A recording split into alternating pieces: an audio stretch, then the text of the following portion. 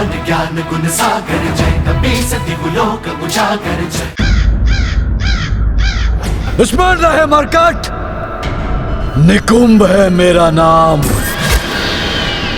सोच बदलता हूं मैं सबकी, परंतु जो स्वयं सोचता हूं वो अवश्य पूरा करता हूं। तुम्हारी इस दुष्ट सोच को मैं यहीं सीमित कर दूंगा। मेरी योजना के अनुसार ये वानर अब मेरे जाल में फंस चुका है। इधर इस मरकट को मैं युद्ध में उलझाए रखूंगा, तब तक मेरे अनुचर निश्चित रूप से राम के पिंडदान की प्रक्रिया को बाधित कर उसे नष्ट भ्रष्ट कर देंगे।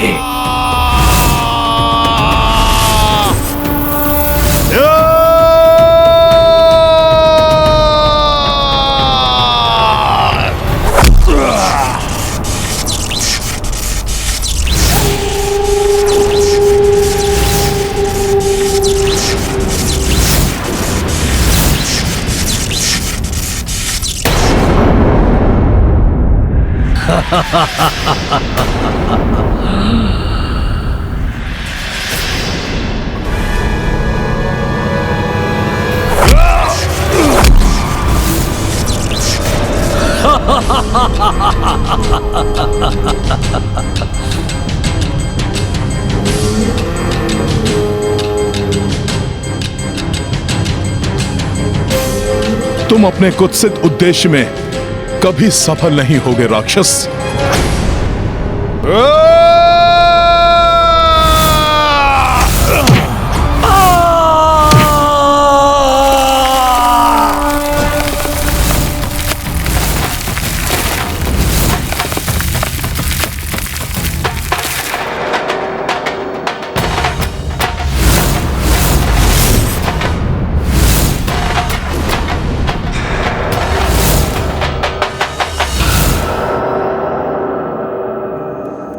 अब इसे उलझा कर रखने के लिए मुझे कोई दूसरा उपाय सोचना होगा।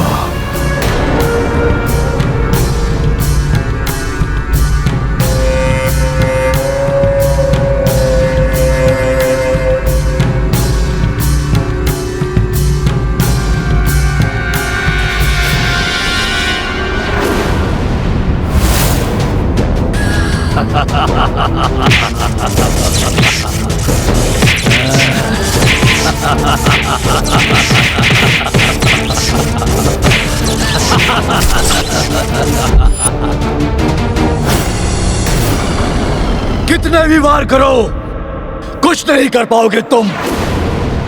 मेरा कवच मेरी रक्षा करता रहेगा।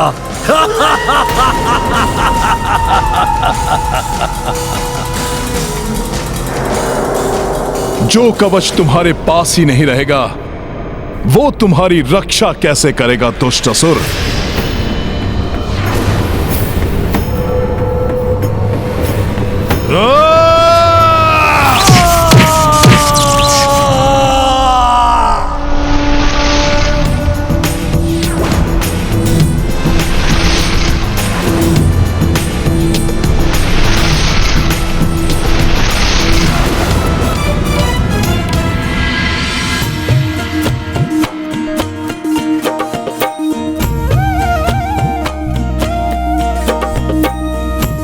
हे काग, ये काग बलि पिंड मैं आपको प्रस्तुत करता हूं। कृपया करके इसे स्वीकार कीजिए।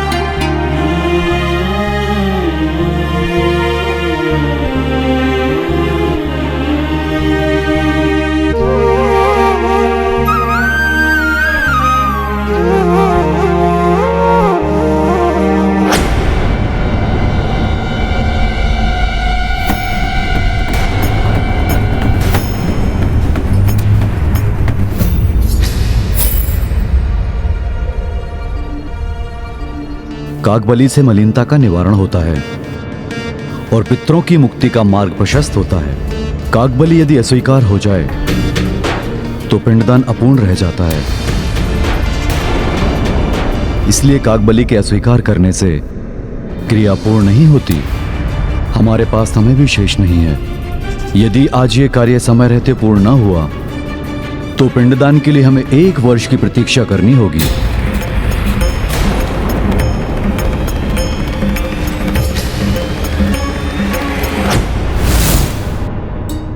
जयंत, तुम अपने कृत्य पर लज्जित हो और तुमने क्षमा याचना भी की है। इसलिए मैं तुम्हें वर देता हूं, जो भी पितृपक्ष में तुम्हें भोजन देगा उसके पितृ उससे संतुष्ट रहेंगे। जिन प्रभु श्री राम के मुख से कागों को यह वरदान प्राप्त हुआ है कि पिंडदान की प्रक्रिया पूर्ण करने के लिए सर्वप्रथम उन्हें ही पिंडदान अर्पित होगा, आज मायावी राक्षसी सोच के प्रभाव में आकर ये उन्हीं प्रभु का निरादर कर रहे हैं। मैं जयंत ऐसा कदापि होने नहीं दूंगा।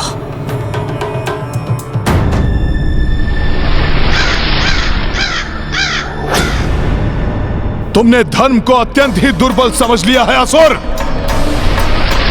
तुम कितनी भी चेष्टा कर लो असुर, धर्म को विफल करना इतना सरल नहीं है। धर्म अपने पंख फैलाकर जहां आवश्यकता होती है वहां स्वतः पहुंच जाता है। ये काग रूप धारण कर कौन चला आ रहा है यहाँ? रोको उसे।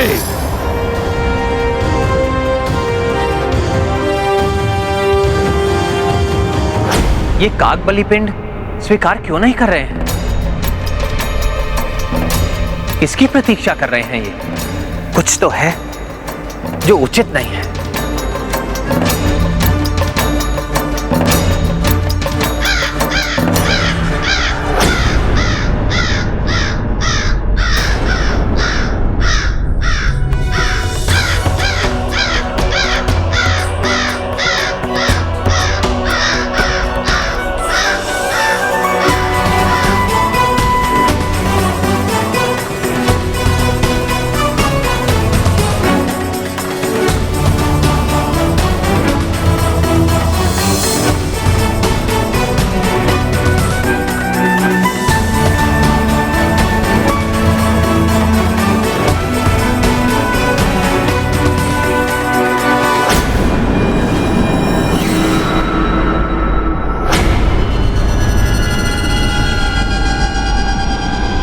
कितने आनंद की बात है ना हनुमान कि तुम हो तो बहुत बलवान, किंतु मैं भी कम नहीं।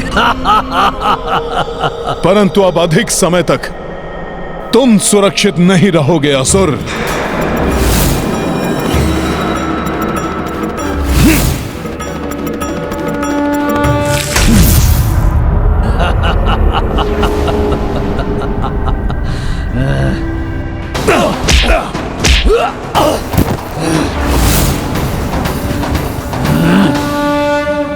बहुत हुआ वानर, मैं तुम्हारे युद्ध कौशल से बहुत प्रभावित हुआ, परंतु अब तुम मेरी क्षमता देखो।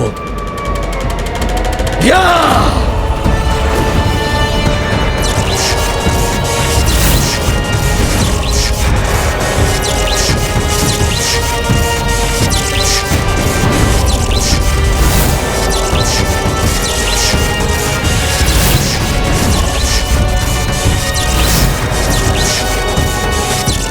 मार्कट, मेरे इस मुष्टि प्रहार को अब नहीं रोक सकोगे तुम।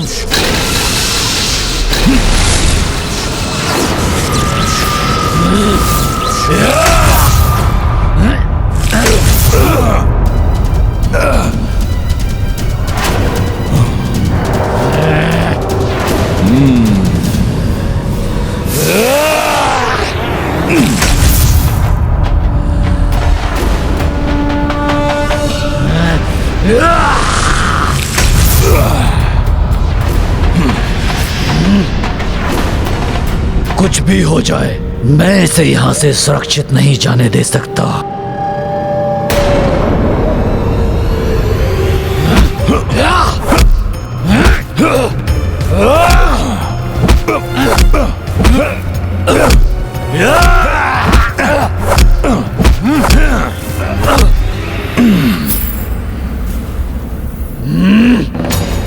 मैं इस पर कैसा भी प्रहार करूं, ये अपने कवच से उसे रोक लेगा। मुझे इसे किसी युक्ति से ही मिटाना होगा।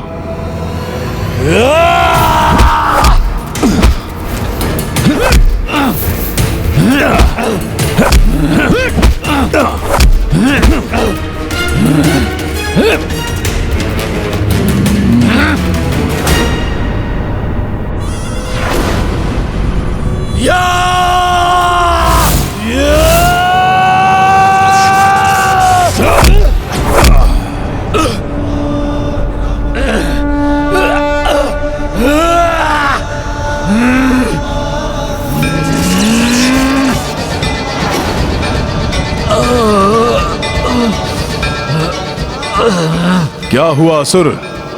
प्रतीत होता है तुम तो आहत हो गए। आओ, वार करो मुझ पर।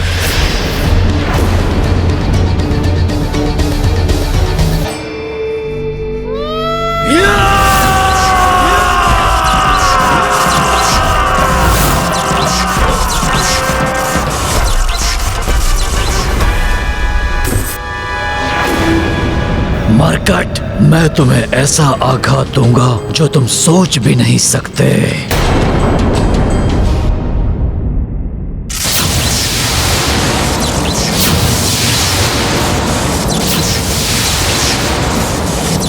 यदि तुम सोच रहे हो कि मैं रुक जाऊंगा तो तुम उचित सोच रहे हो, परंतु तब तक नहीं जब तक मैं अपने उद्देश्य में सफल ना हो जाऊं।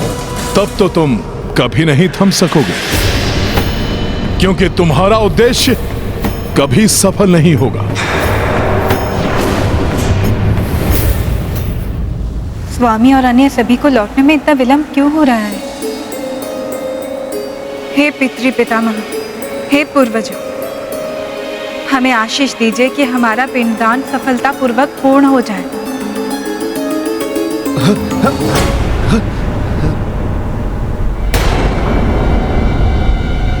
ये कैसा भूकंपन?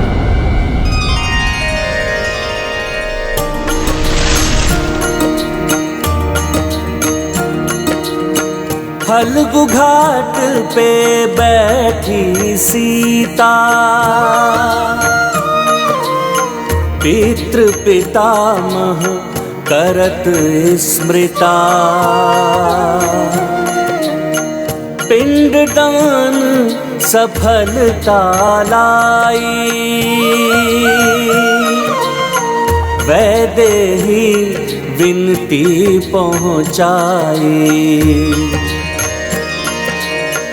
सर्वप्रथम दशरथ जी आए, तब अज और ना भाग पधारे। जो देखी विस्मित हो आई, पिंड दान करी सिय हर्षाई।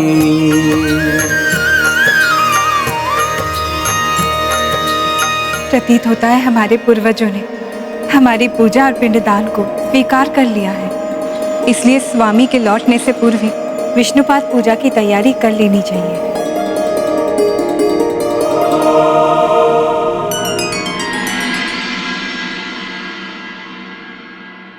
अब शेष पिंड विष्णुपाद को समर्पित करना होगा।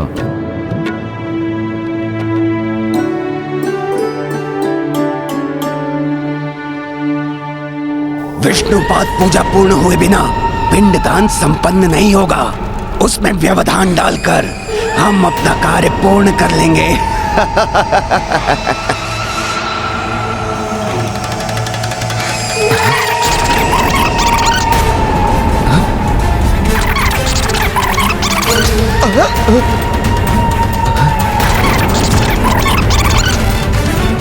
पिंडदान की विधि पूर्ण नहीं होनी चाहिए।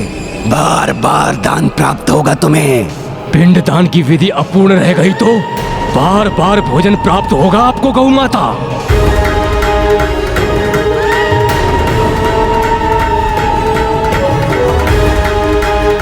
जिन प्रभु श्री राम के दर्शन सुख का लाभ उठाने आप यहाँ खड़ी हैं, पिंडदान असफल हुआ तो पुनः प्राप्त हो सकेंगे उनके दर्शन।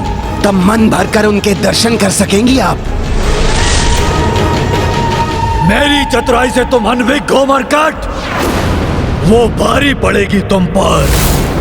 तुम सोचते रह जाओगे कि तुमने मुझे रोक लिया है और मेरा कार्य तो पूर्ण हो चुका होगा। कोई हानि नहीं पहुंचा सकते तुम मुझे। या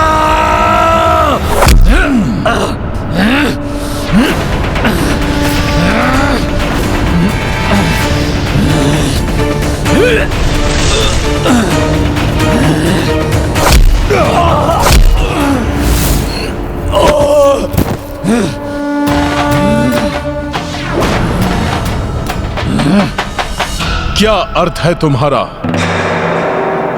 कैसे पूर्ण होगा तुम्हारा ये कपट कार्य?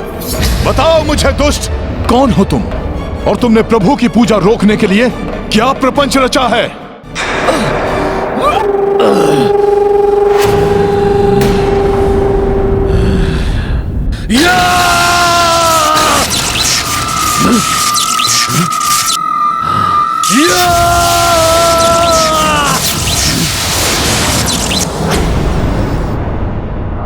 ये कैसे संभव है? जिस प्रकार तुम अपनी शक्ति को पुनर्जागृत करने में असफल हो रहे हो, उसी प्रकार तुम अपने उद्देश्य में भी कभी सफल नहीं हो सकोगे। प्रभु के कार्य को रोकने का भ्रम मत पालो दुष्ट। भ्रमित तो तुम हो मरकट। कोई नहीं रोक सकता मुझे, क्योंकि मैंने अपना कार्य अपने जन्म से प्रारंभ कर दिया है।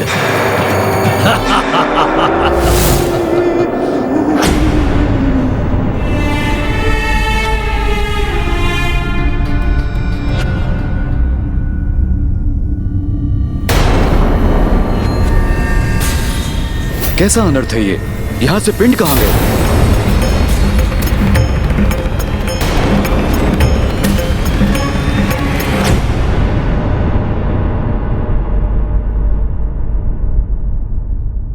उन्हें तो स्वयं पूर्वजों के हाथों ने स्वीकारा है गुरुवर।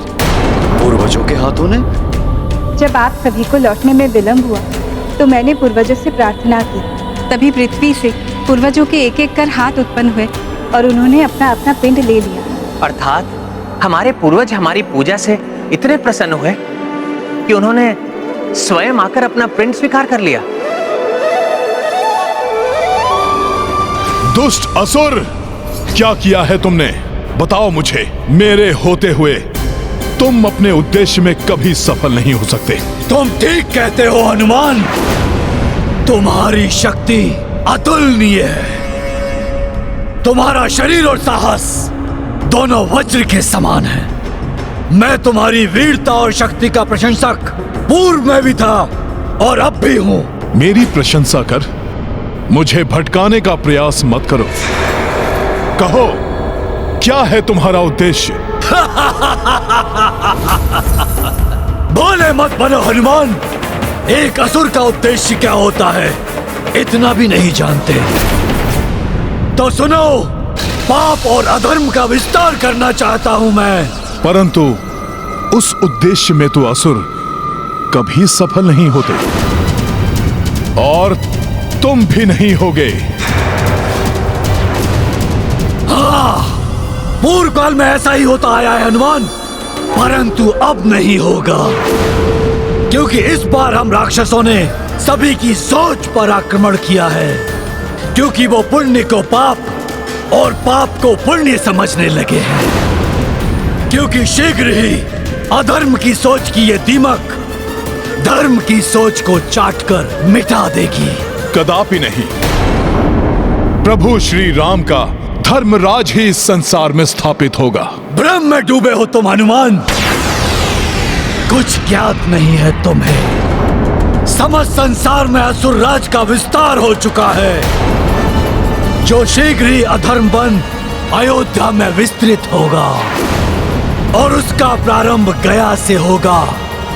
जब तुम्हारे प्रभु श्री राम द्वारा पिंडदान असफल होगा।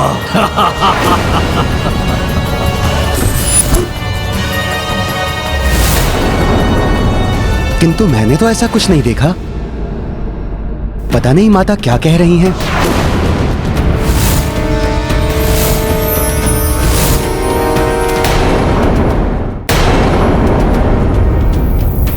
असत्य वचन क्यों कह रहे पुजारी जी? ये घटना तो आपके और आपके शिष्य के समक्ष ही हुआ था।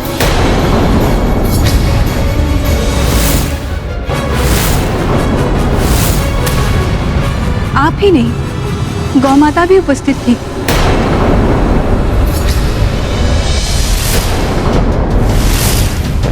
अब तक तो पिंडदान की क्रियाविधि भंग भी हो चुकी होगी। मेरे सहयोगी इस मरकट की अनुपस्थिति में अपना कार्य कर चुके और ये मरकट कुछ भी नहीं कर सका। मेरी अनुपस्थिति में कहीं मेरे प्रभु की पूजा में कोई विघ्न तो नहीं उत्पन्न किया इस अधर्मी ने? यदि ऐसा हुआ तो अनर्थ ही हो जाएगा। माता फल्गुनी, आप भी तो साक्षी हैं। अब आप ही अपने श्री मुख से इस सत्य को स्वीकार कीजिए। नहीं देवी, आपको भ्रम हुआ है। मैंने तो ऐसा कुछ नहीं देखा।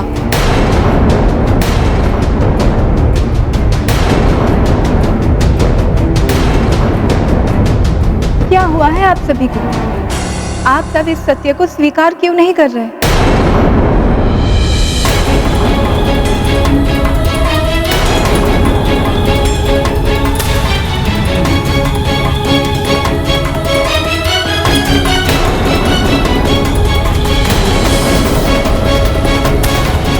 ये सब असत्य क्यों बोल रहे हैं?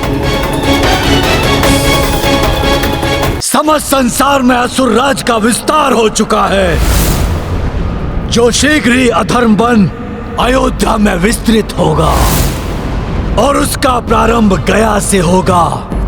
जब तुम्हारे प्रभु श्री राम द्वारा पिंडदान असफल होगा।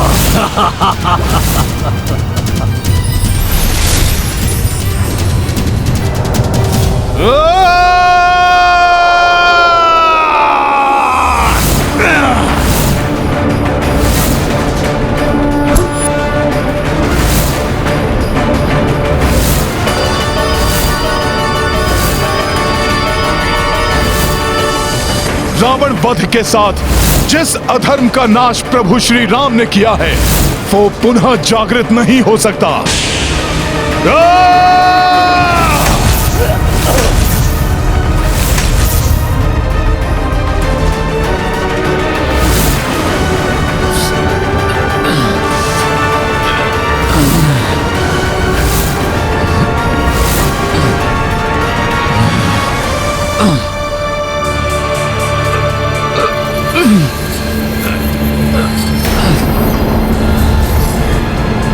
कुछ नहीं कर सकोगे तुम मरकट।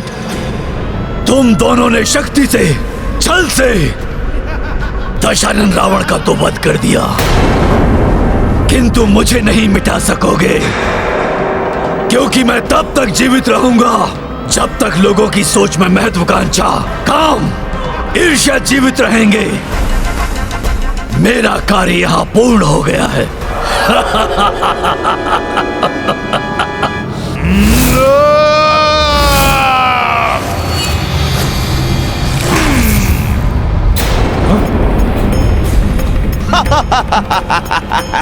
कुछ नहीं कर सकोगे तुम हनुमान, कुछ नहीं मिटा पाओगे मुझे। सोच बदलकर तुम्हारे प्रभु की सोच को ध्वस्त करूंगा मैं। प्रभु श्री राम के कार्य को कभी असफल नहीं होने दूंगा मैं। जो भी इसने किया है उसे उलट दूंगा। जय श्री राम।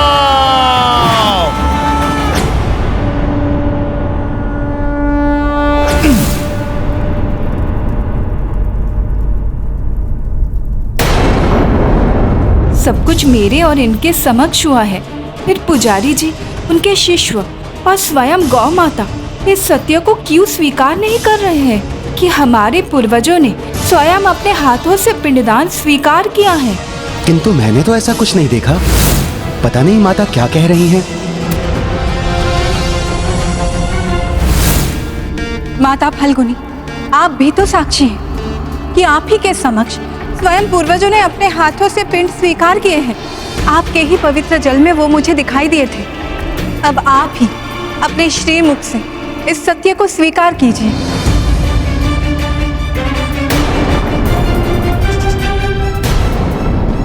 यदि मैंने सत्य कह दिया तो पिंडदान की विधि यही समाप्त हो जाएगी और प्रभु श्री राम यहाँ से प्रस्थान कर देंगे। नहीं देवी, आपको भ्रम हुआ है। मैंने तो ऐसा कुछ नहीं देखा। कोई नहीं रोक सकता मुझे, क्योंकि मैंने अपना कार्य अपने जन्म से प्रारंभ कर दिया है। दुश्मन रहे मरकट, सोच बदलता हूं मैं सबकी।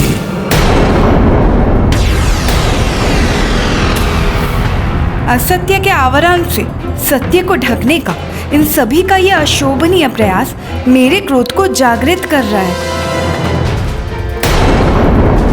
परंतु इन सभी ने सत्य का परित्याग क्यों किया? आप सभी ने ऐसे मिथ्या वचन कहे, विश्वास नहीं होता।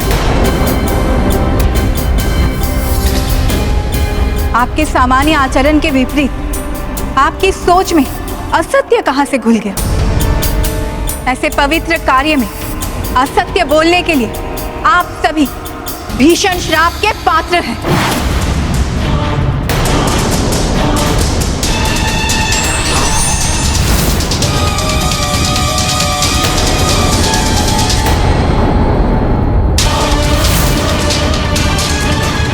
माता, आप सर्वथा उचित कह रही हैं, परंतु आपने ही अभी कहा असत्य और मिथ्या इन सब के आचरण में नहीं था। ये सभी असुर निकुंभ की आसुरी सोच से प्रभावित हैं। वो दुष्ट सर्वत्र अपने राक्षसी सोच का प्रचार कर रहा है माता, जिसका ये दुष्परिणाम है।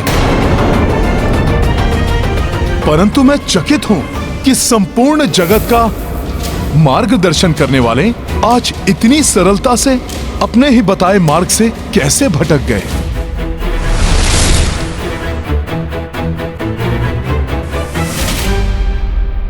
ये क्या अनर्थ कर दिया मैंने? गौ माता, धर्म की प्रतीक हैं आप। आप सदैव परोपकार करती हैं। अपने दूध से सबका पालन पोषण करती हैं आप। माता, आपने कैसे किसी और की निकृष्ट सोच को ग्रहण कर लिया?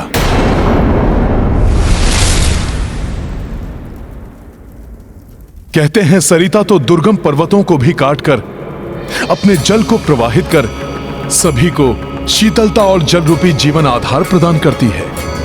आश्चर्य, आज इतने तुच्छ पत्थर ने इस जीवन दायिनी सरिता को उसके मार्ग से भ्रमित कर दिया।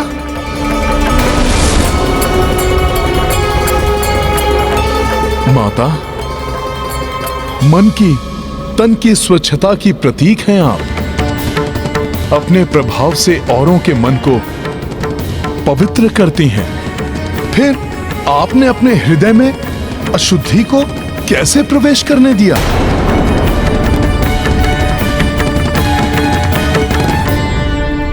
मुझे क्षमा कर दीजिए देवी सीता।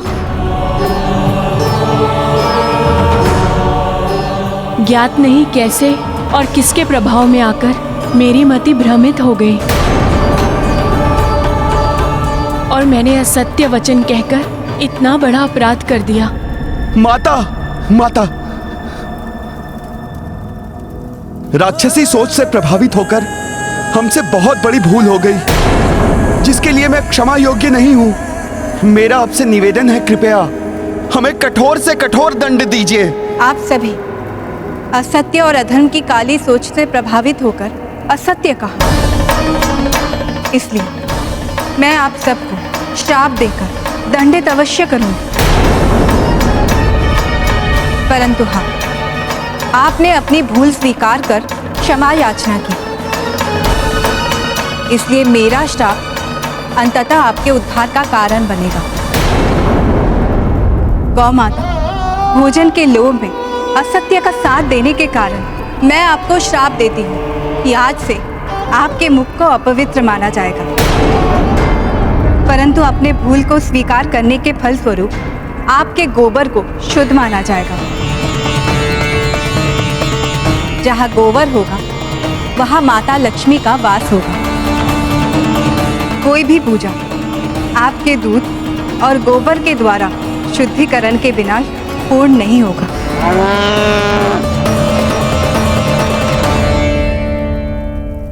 दान के लालच में आपने असत्य कहा, इसलिए मैं आपको श्रापित करती हूँ कि आज से आपका जीवन दान पर ही आधारित होगा। परंतु ये भी सत्य है, दरिद्रो नारायण अर्थात निर्धन को ही प्रभु श्री नारायण की सेवा करने का सर्वाधिक अवसर प्राप्त होता है, जिसके फलस्वरूप उन्हें ही नारायण मिलते हैं।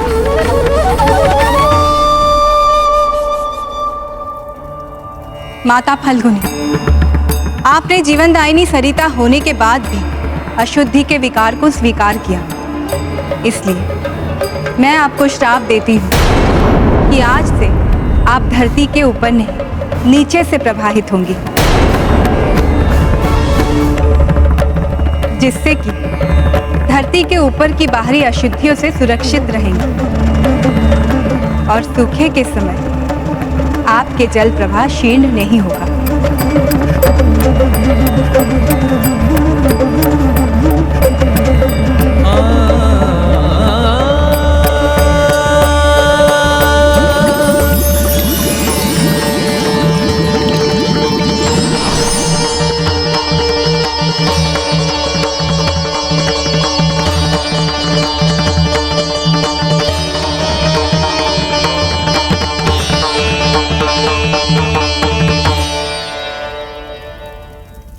ये प्रकरण सर्वकाल के लिए एक उदाहरण के रूप में स्थापित रहेगा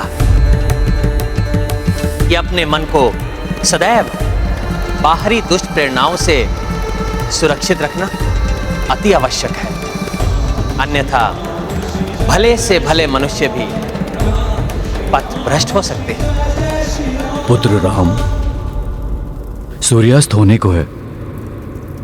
अब हमें विष्णुपाद का आशीष लेकर पिंडदान विधि को संपन्न करना चाहिए।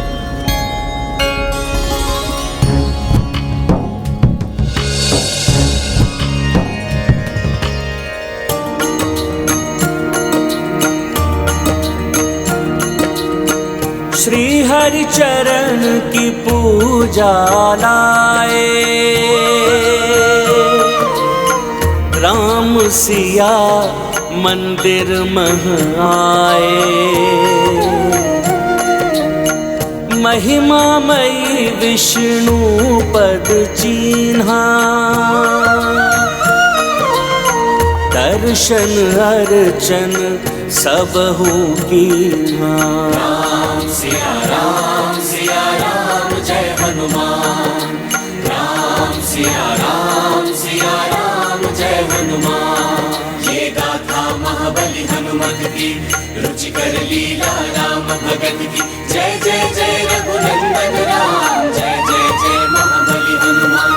जय जय जय रघुनंदन राम, जय जय जय महाबली हनुमान।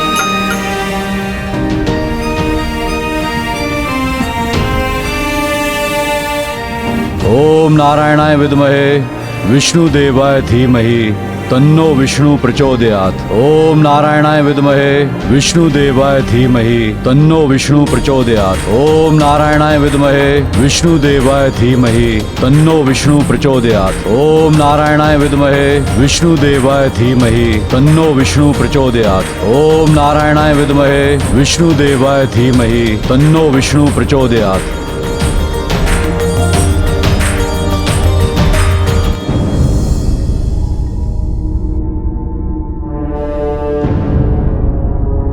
क्या बात है हनुमान, इतने विचलित क्यों?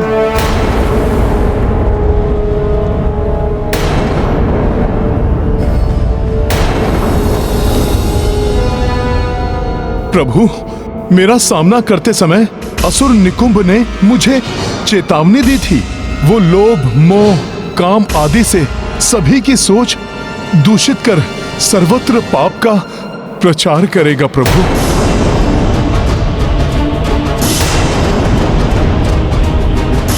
गया की इस पावन भूमि पर गौ माता और फल्गुनी माता जैसी सदा आत्माओं को अपनी सोच के दुष्प्रभाव से ग्रसित करने वाला, कहीं राम राज्य स्थापित होने के पूर्व ही अपनी कुटिल सोच से, अपनी कुत्सित सोच से इस संसार में मेघनाथ और रावण जैसे दुष्टों को पुनः उत्पन्न कर दे।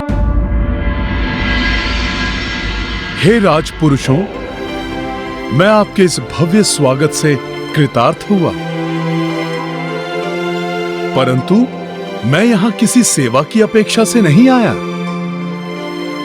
मैं तो आपसे बस कुछ मांगने आया हूं। आप जो चाहते हैं वो हम आपको प्रसन्नता से देंगे, परंतु पहले आप भीतर तो आइए।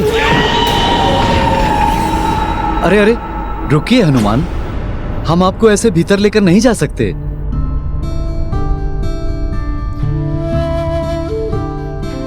आप तो हमारे लिए ईश्वर के समान हैं, इसलिए पहले हम श्रद्धा पूर्वक आपके चरण धोएंगे।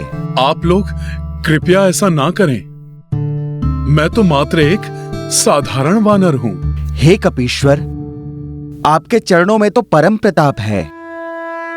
जिन चरणों ने स्वर्ण लंका को ध्वस्त कर दिया, वो हमारे इस तुच्छ राज्य में प्रविष्ट हुए हैं।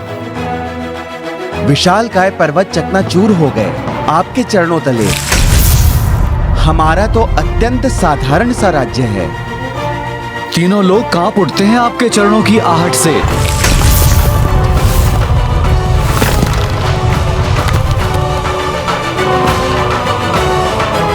फिर हमारा निवास तो अत्यंत साधारण है। यदि आप हमें अपनी सेवा का अवसर दे रहे हैं तो हमारे राज्य की सुरक्षा के लिए ही सही एक अवसर देने का कष्ट करें। कृपा कर हमें अपने चरण धोने के बहाने इन्हें परखने का ही अवसर दे दीजिए। उचित है। ये गाथा महाबली हनुमत की, रुचिकर लीला राम भगत की। जय जय जय रघुनंदन राम, जय जय जय महाबली हनुमान। नारायणपुर कपि पधारे, राजा कुशल मंगल आभारे। दो भाई उचित सत्कारे, हनुमत चरण सश्रद्धा पखारे। गाथा महाबली हनुमत की, रुचिकर लीला राम भगत की। जय जय जय रघुनंदन राम, जय जय जय महाबली हनुमान। जय जय जय रघुनंदन राम, जय जय जय महाबली हनुमान।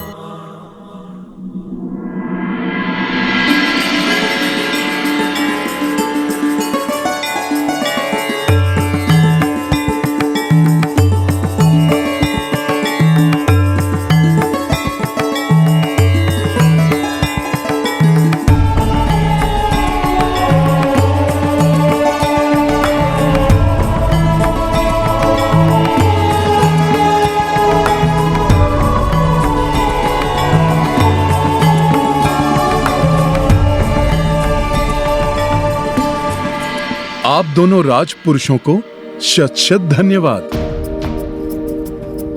परंतु मैं राम काज पूर्ण किए बिना ये भोजन ग्रहण नहीं कर सकता, और इस कार्य में आप दोनों ही मेरी सहायता कर सकते हैं। आप अपना अश्व मुझे दान कर दीजिए, जिसे मैं सही समय पर अयोध्या पहुंचा सकूं और मेरे प्रभु श्री राम उचित मुहूर्त में अश्वमेध यज्ञ प्रारंभ कर सकें।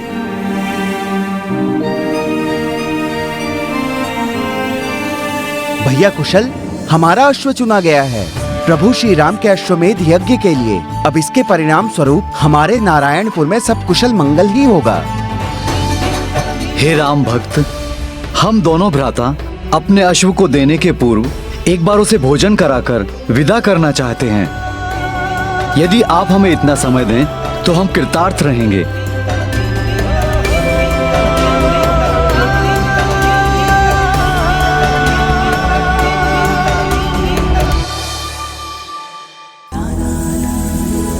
आज मैं स्वयं अपने हाथों से जल लाकर अपने प्रिय अश्व को स्नान करवाऊंगा। स्वयं गुड़ और चने के मिश्रण से भोजन तैयार कर अपने अश्व को प्रस्तुत करूंगा।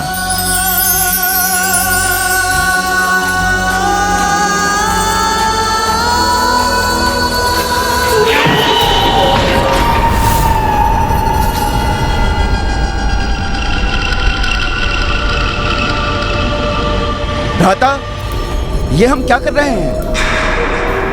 ये हम क्या कर रहे हैं? ये हमें नहीं करना चाहिए।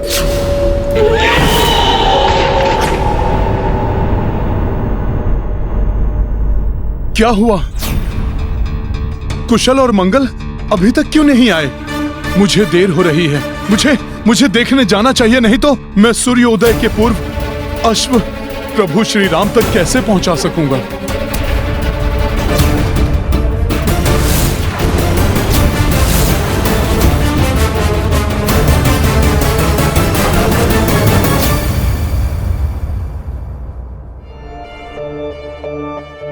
यदि उन दोनों भ्राताओं को हनुमान के प्रति अटूट श्रद्धा है, तो अब तक हनुमान को अश्व के साथ लौट आना चाहिए था। गुरुदेव, आप निश्चिंत रहिए, हनुमान अवश्य ही शीघ्र लौट आएंगे।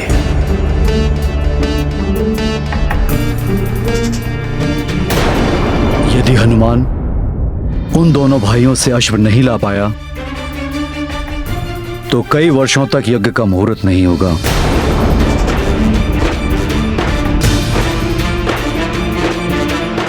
और हम ये शुभ अवसर खो बैठेंगे।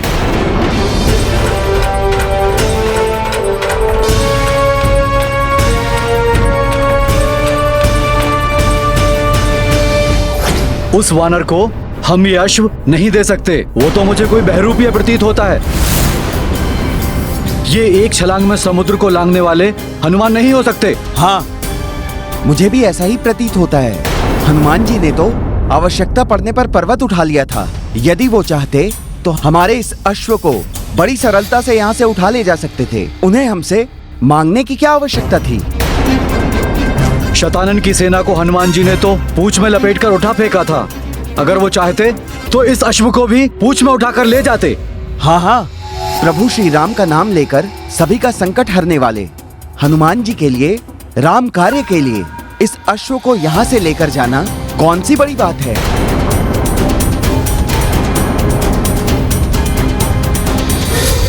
प्रभु विष्णु के भक्तों के साथ मैं भला ऐसा कैसे कर सकता था? ये तो मात्र मैं उन राक्षसों के साथ ही ऐसा कर सकता हूँ जो अधर्म के मार्ग पर चलते हैं।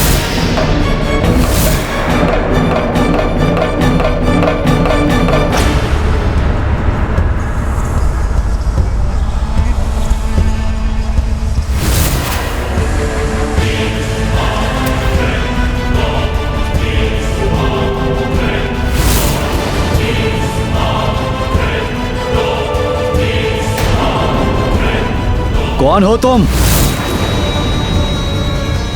ये क्या कह रहे हैं आप? किसने आने दिया इस वानर को यहाँ पर? बिना अनुमति के यहाँ आने का दुस्साहस कैसे किया तुमने? अभी तो आपने मेरा स्वागत किया था और अभी आप मुझे पहचानने के लिए भी तैयार नहीं।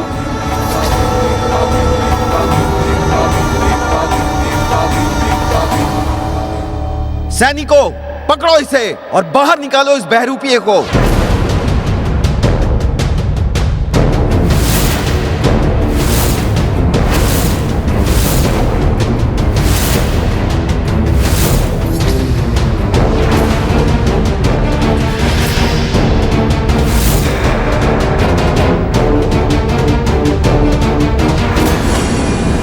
सोच बदलकर आसक्ति को अनासक्ति में बदल दिया मैंने।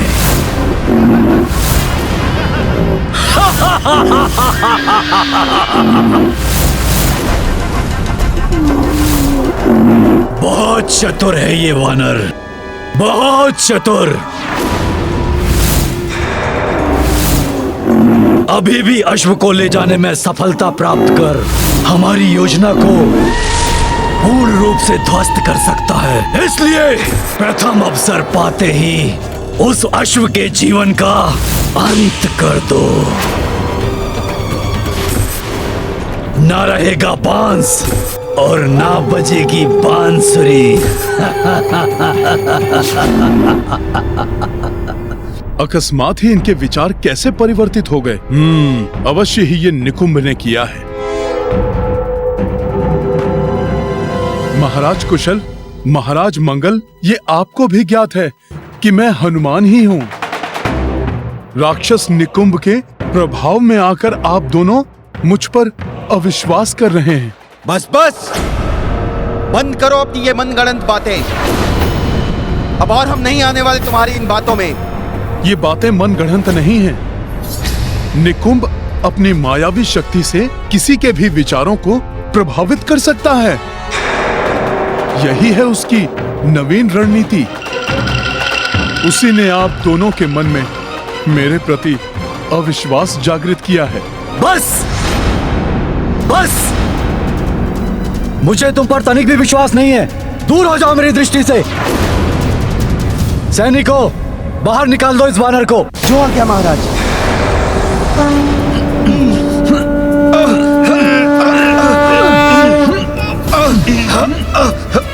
ये वानर तो बहुत शक्तिशाली है। ये वानर तो टस से मस नहीं हो रहा है। ये वानर तो शक्तिशाली है। अपने स्थान से हिल भी नहीं रहा। इसके भीतर जय श्री राम।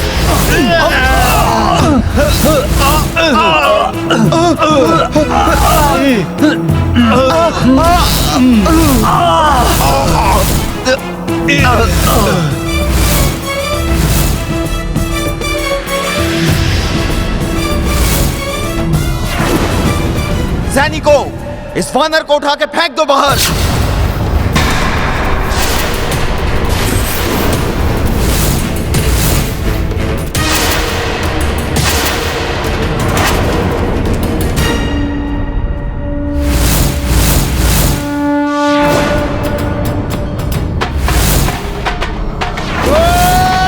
परंतु न्याय और धर्म के अनुसार ही लाना होगा। वो अश्व तुम्हें हरण कर, अन्यथा बलपूर्वक लाया गया अश्व यज्ञ के योग्य नहीं होगा।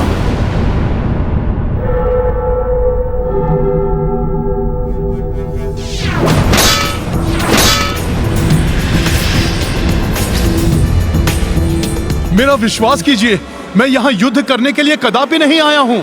मैं कुछ नहीं सुनना चाहता। सैनिकों, निकाल दो इस वानर को बाहर। मैं सत्य कह रहा हूँ।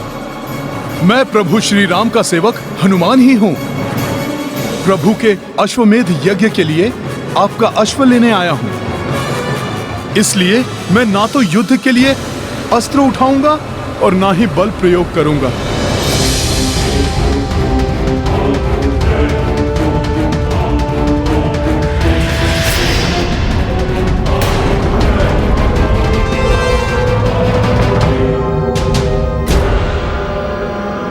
वो चतुर वानर भले ही इन भाइयों के मस्तिष्क को मेरे प्रभाव से मुक्त करा ले, परंतु मेरे महाबली पंचासुर उस अश्व का अंत कर देंगे। फिर कैसे होगा राम का अश्वमेध यज्ञ? नहीं होगा। पाप का विस्तार होगा, अधर्म की जय होगी।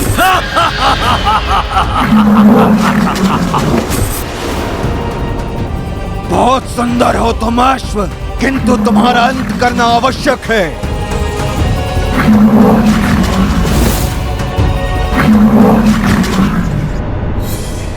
वानर इन भाइयों को अपने बात का विश्वास दिलाए, उसके पूर्व ही मुझे अपना कार्य करना होगा। हनुमान का वेश बनाकर हमें छलने आए हो? तुम्हें यह अश्व कदापि नहीं मिलेगा।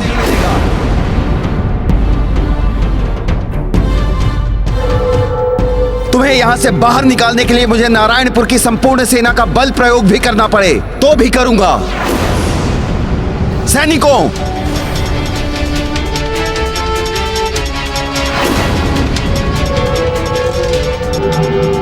मैं अनायास ही दिव्य शक्तियों का प्रदर्शन नहीं करना चाहता था,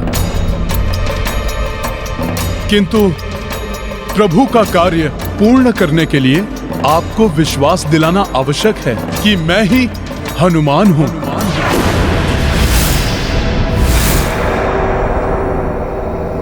जय श्री राम।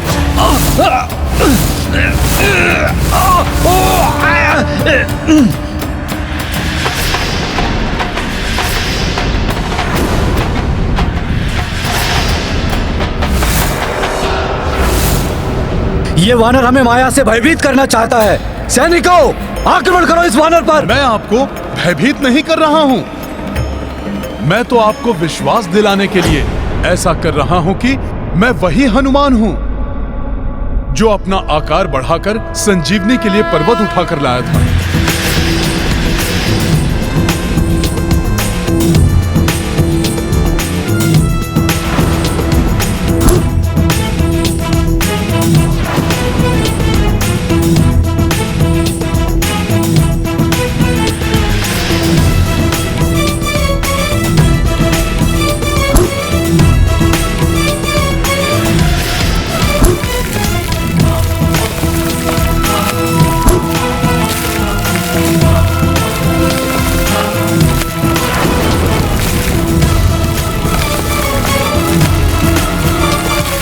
इस प्रकार इसने तो हनुमान की भांति पर्वत ही उठा लिया।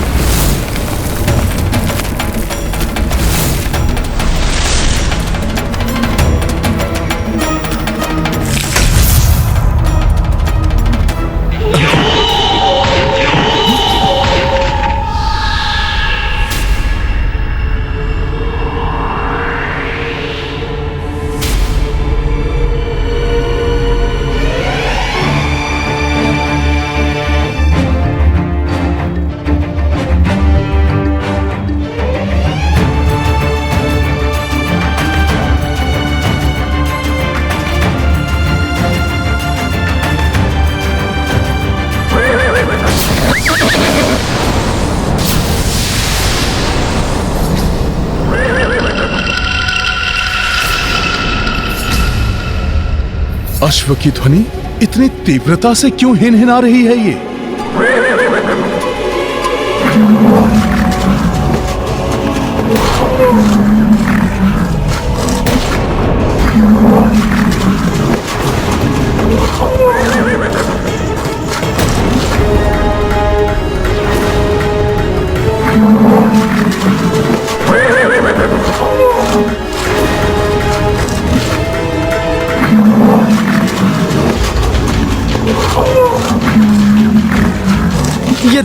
ये दानव कहां से आ गया?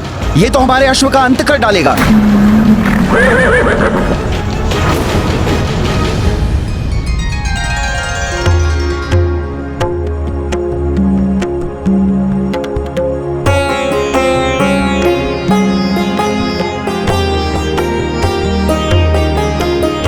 अश्व को वहां स्नान कराना है, इसीलिए पवित्र जल को वहीं एकत्रित करो। स्वामी, ये आपका प्रथम अश्वमेध यज्ञ है। हमारे कुल देवता सूर्यदेव की कृपा से आप भी अश्वमेध यज्ञ संपन्न करने वाले राजाओं में से एक हो जाएंगे। आपकी कीर्ति आपके पूर्वजों की ही भांति दिग दिगंत तक प्रसारित हो जाएगी। राम राज्य की स्थापना होगी। किंतु ये तो तभी संभव होगा भाभी माँ, जब हनुमान मुहूर्त रहते अश्व को लेकर यहाँ पहुँच जाएं।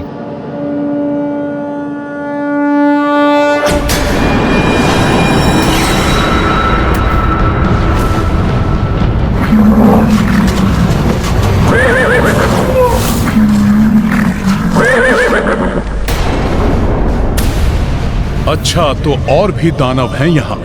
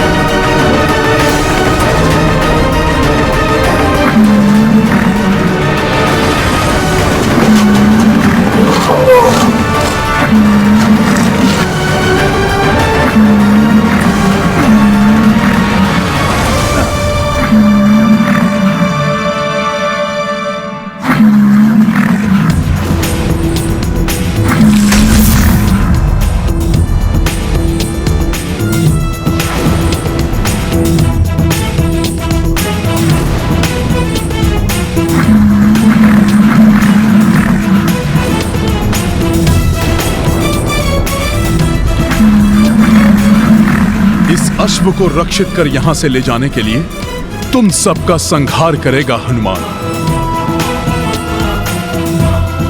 हमें क्षमा कर दीजिए हनुमान जी, जो हम आप पर अविश्वास कर बैठे। न जाने कैसे हमारी मति ही फिर गई थी। हाँ हनुमान जी, हमारे कारण प्रभु श्री राम जी के कार्य को असफल मत होने दीजिए, अन्यथा इस पाप के भागी बनकर हम जी नहीं पाएंगे।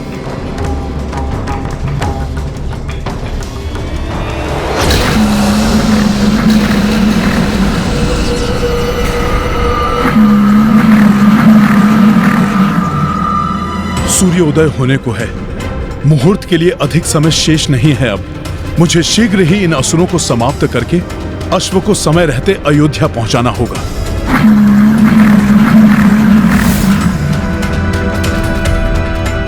अश्व के जीवन का अंतिम समय आ गया है।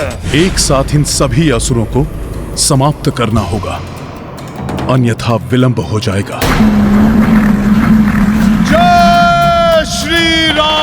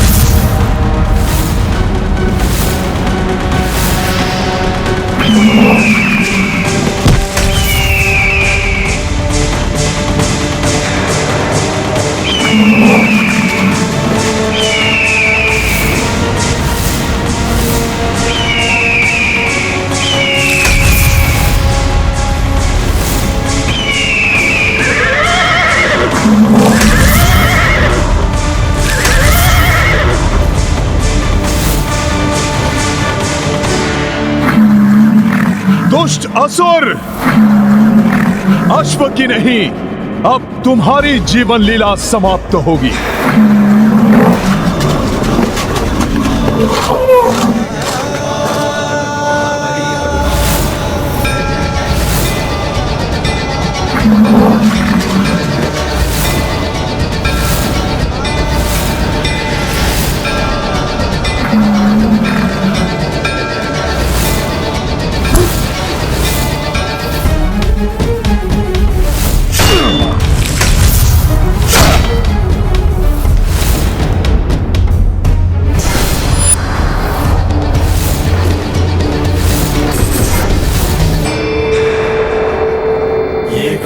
महाबली हनुमत की, रुचिकर लीला राम भगत की। जय जय जय रघुनंदन राम, जय जय जय महाबली हनुमान।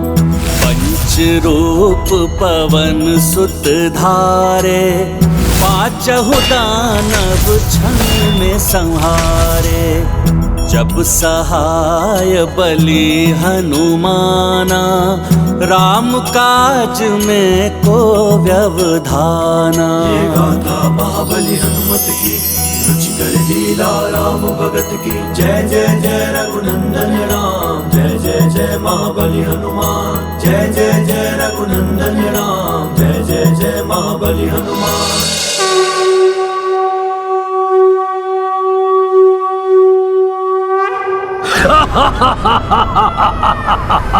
आश्चर्य, मेरे महादानवों का वध कर दिया इसने, मेरे महादानवों का।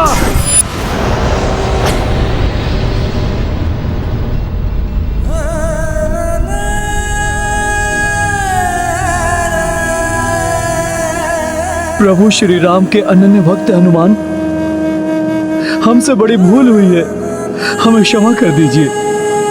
इससे पूर्व कि कोई और अनिष्ट घट जाए या हमारी बुद्धि को कोई फिर से प्रभावित करे, आप श्री राम के कार्य हेतु इस अश्व को ले जाइए हनुमान जी। इसमें आप दोनों का कोई दोष नहीं है, ये सब राक्षस निकुंभ ने किया है। संसार में अधर्म का विनाश करने के लिए अपनी माया से वो सबके विचारों को दूषित करने का प्रयास कर रहा है। सत्य है हनुमान जी, आपने हम दोनों भ्राताओं को अधर्म करने से बचा लिया। उस आसुरी शक्ति से हमारी रक्षा करने के लिए आपको शत शत नमन हनुमान जी। मेरी तो इच्छा है कि मैं जगत के सभी मनुष्यों को ऐसी आसुरी शक्तियों से रक्षित कर सकूं।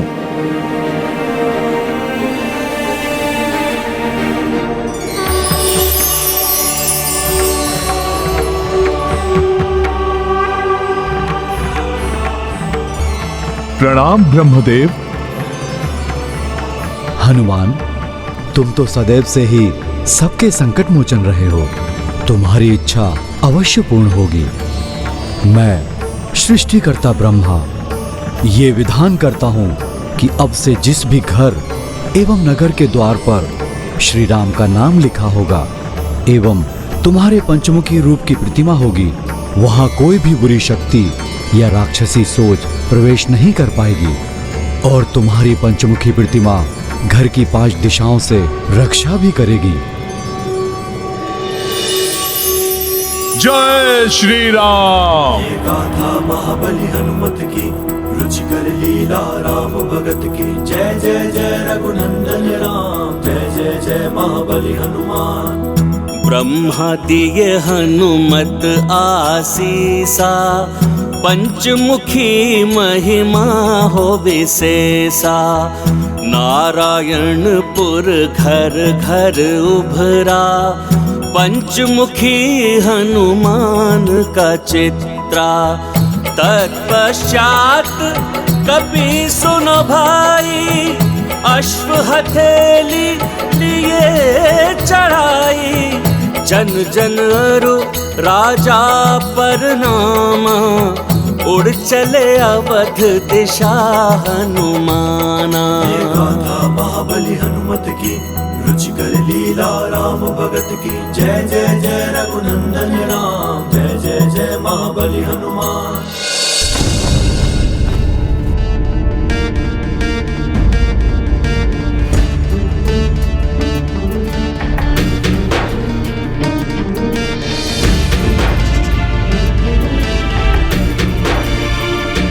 उषा काल की लालिमा छा चुकी है क्षितिज पर। अब किसी भी क्षण सूर्यदेव की प्रथम रश्मि यहाँ की धरा को स्पर्श कर सकती है और यदि इस क्षण के पूर्व हनुमान नहीं आ पाए तो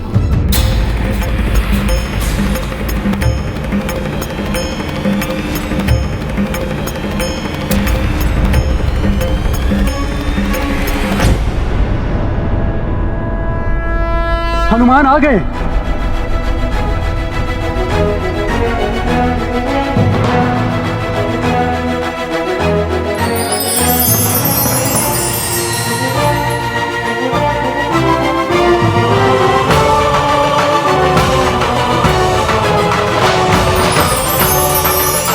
किंतु सूर्यदेव की रश्मि तो धरा को स्पर्श करने वाली है।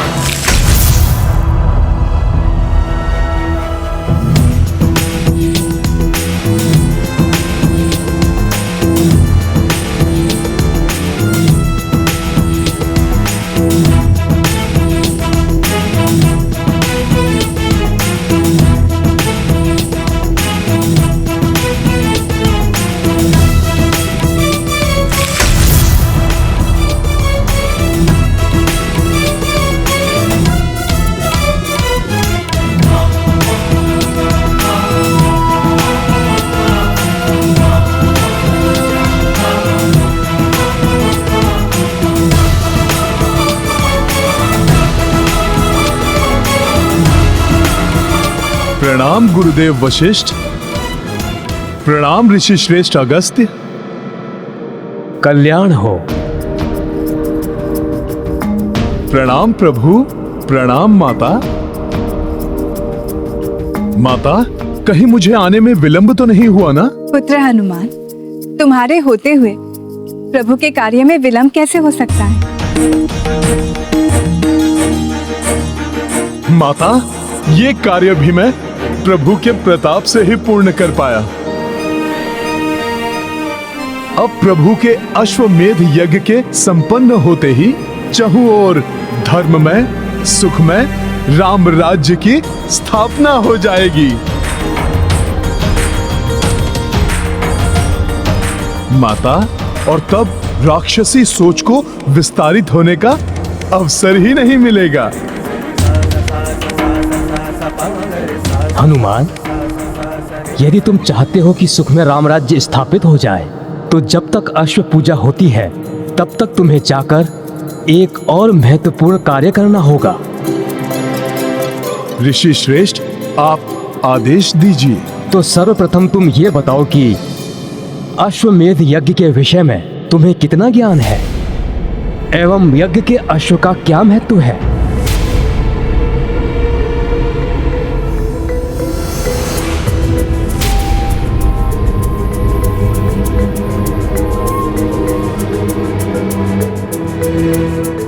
ऋषिवर, जहां तक मुझे ज्ञात है, राजा अपने साम्राज्य एवं प्रभुत्व को विस्तारित करता है।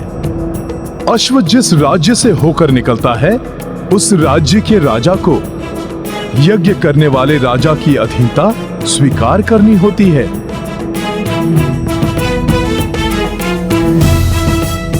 किंतु यदि कोई उस अश्व को रोकता है, तो उसे यज्ञ करने वाले राजा की सेना से युद्ध करना होता है।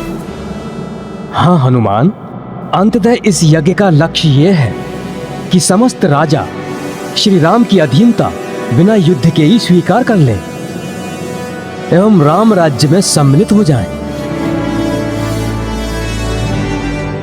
और यह तभी संभव हो सकता है हनुमान, जब स्वयं च्यवन ऋषि इस यज्ञ में भाग लें, क्योंकि वो उन महान ऋषियों में से एक हैं जो महातेजस्वी हैं, जिनके तप में अतुलनीय शक्ति है। ओम नमः शिवाय। ओम नमः शिवाय। ओम नमः शिवाय। च्यवन ऋषि के तपोबल से बड़े बड़े महाबली राजा भी थरथर कांपते हैं। उन्होंने अपने तप के प्रताप से इंद्रदेव को भी बंदी बना लिया था। आसुरी शक्ति एवं निशाचरी सोच वाले तो इनसे कोसों दूर ही रहते हैं। इस प्रकार श्री राम एवं तुम्हारे नाम के साथ ऋषि च्यवन का नाम मात्र जुड़ जाने से ही उनके तप का सम्मान करते हुए अनेकों भूपाल अश्व को नहीं रोकेंगे और बिना युद्ध किए ही प्रभु श्री राम के राज्य को स्वीकार कर लेंगे।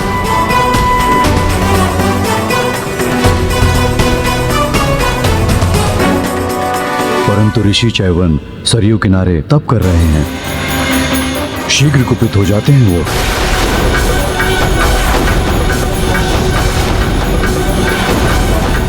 छोटी सी बात पर कठोर से कठोर श्राप दे सकते हैं।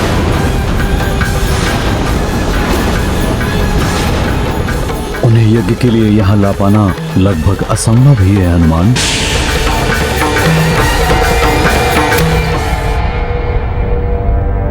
गुरुवर, प्रभु का कार्य है, प्रयास तो करना ही होगा मुझे। किंतु किसी कारण से रुष्ट होकर उन्होंने पुत्र हनुमान को श्राप दे दिया तो?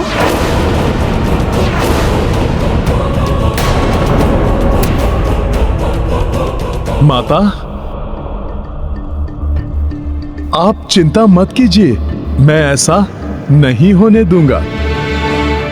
यदि माता ऐसा कुछ हुआ तो भी मैं प्रभु का नाम लेकर उनके श्राप को भी आशीर्वाद समझकर मैं ग्रहण कर लूंगा।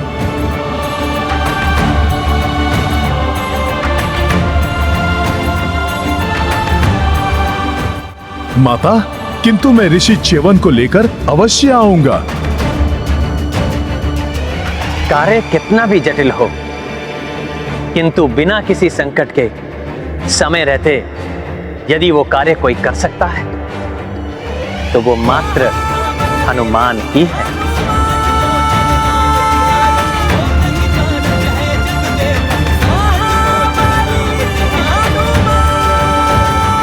प्रभु, मुझ पर आपका ये विश्वास ही मेरी शक्ति है। अब इस कार्य को सफल होने से कोई नहीं रोक सकता।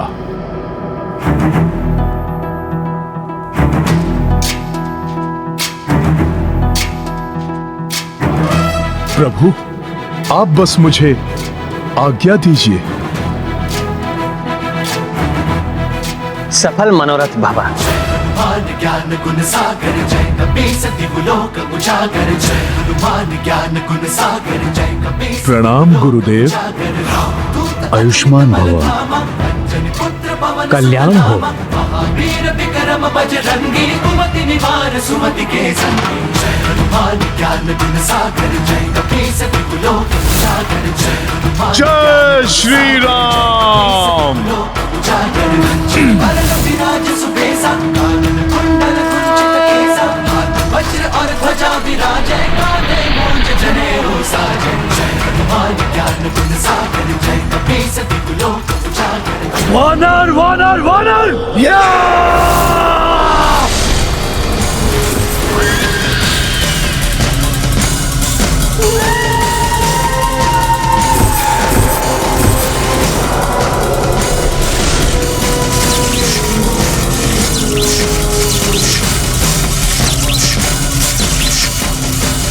ये वानर ही मेरी राह का रोड़ा है।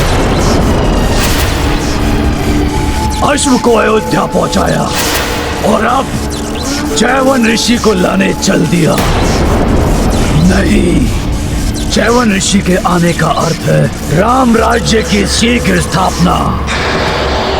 तब हम आसुरी सोच से पतित नहीं कर पाएंगे मनुष्यों को। तो कैसे होगा पाप का विस्तार, कैसे होगी अधर्म की जय?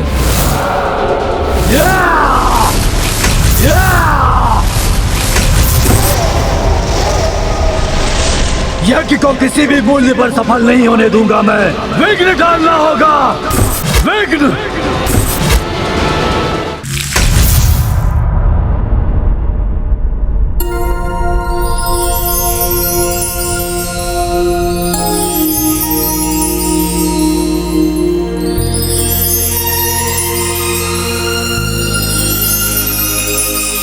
कैसी सात्विक ऊर्जा उपस्थित है यहाँ चहुओर। ओम नमः शिवाय। सत्य ही कहा था ऋषिवर अगस्त्य ने।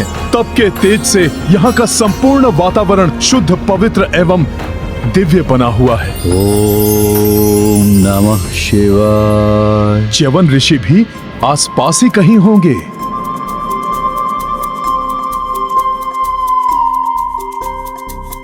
ओम नमः शिवाय। ये ऋषिवर च्यवन कहाँ है? ओम नमः शिवाय। ओम नमः शिवाय।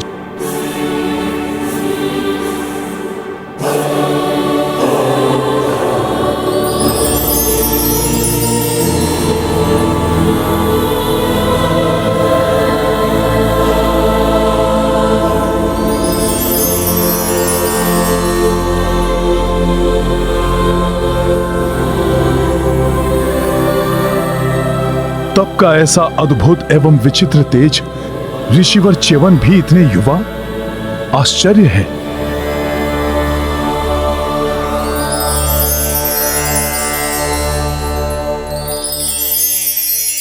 ये क्या, बाहर से तो युवा है किंतु भीतर से वृद्धता भी झलक रही है। ये क्या पहेली है? ये कोई माया है या तप का तेज या फिर कुछ और? वहीं रुक जाओ और निकट जाने का साहस मत करना।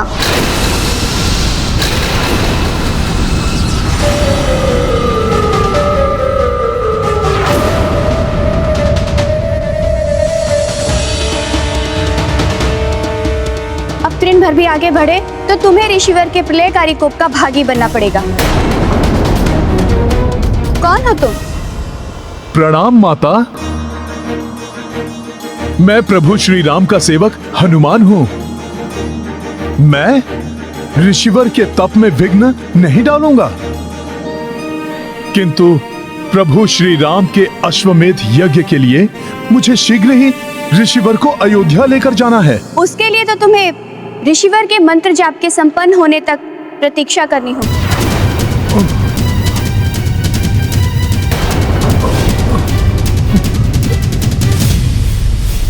परंतु माता, प्रतीक्षा करूंगा तो अश्वमेध यज्ञ का मुहूर्त ही निकल जाएगा। हनुमान, प्रतीक्षा करने के अतिरिक्त तुम्हारे पास अन्य कोई विकल्प नहीं है।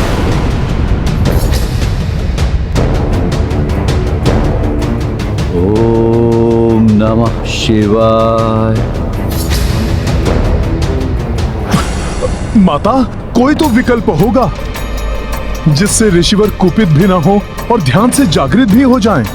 नहीं, अपितु किसी ने उनका ध्यान भंग किया तो उसे कठोर दंड देते हैं ऋषिवर। मैं भी दंड भोग रही हूँ। एक भूल के कारण जीवन भर के लिए इनकी दासी बनना पड़ा मुझे। माता, जीवन भर के लिए दासी? ऐसा क्या हो गया था आपसे? ये एक लंबी कथा है, सुनना चाहोगे? हाँ माता, किंतु नहीं माता, समय बहुत अल्प शेष है। आज मैं कथा के लिए क्षमा चाहता हूँ। माता, अभी तो मुझे ऋषिवर को ध्यान से जागृत करने के लिए कोई उपाय ढूंढना होगा।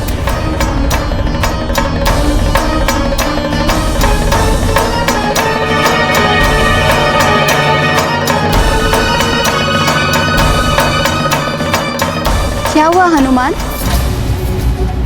तुम्हारे मन में कोई जिज्ञासा उठ रही है? जिज्ञासा तो है माता। सैकड़ों वर्षों से जिनके प्रताप के बारे में सुना है, वो देखने में इतनी कम आयु के हैं। देह से युवा प्रतीत हो रहे हैं माता, किंतु तपोबल किसी दृढ़ आयु समान ऋषि के जैसा है। इसकी भी कथा लंबी है, कहो तो सुनाऊं? माता, तब तो आप रहने दीजिए। अभी तो आप यही प्रार्थना कीजिए कि ऋषिवर को बिना कोपित किए ध्यान से जागृत करने का उपाय मिल जाए मुझे। ऋषिवर का ध्यान तो उनकी इच्छा से ही टूटेगा। उचित है कि तुम प्रतीक्षा करो और मुझे अपने कार्य करने दो।